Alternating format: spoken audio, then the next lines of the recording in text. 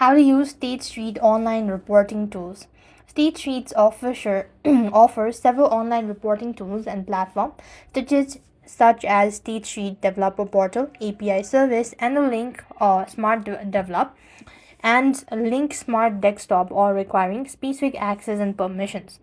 So to access to the most State Street online reporting tools, an API is restricted to institutional client and typically requires permission granted by a State Street client service manager.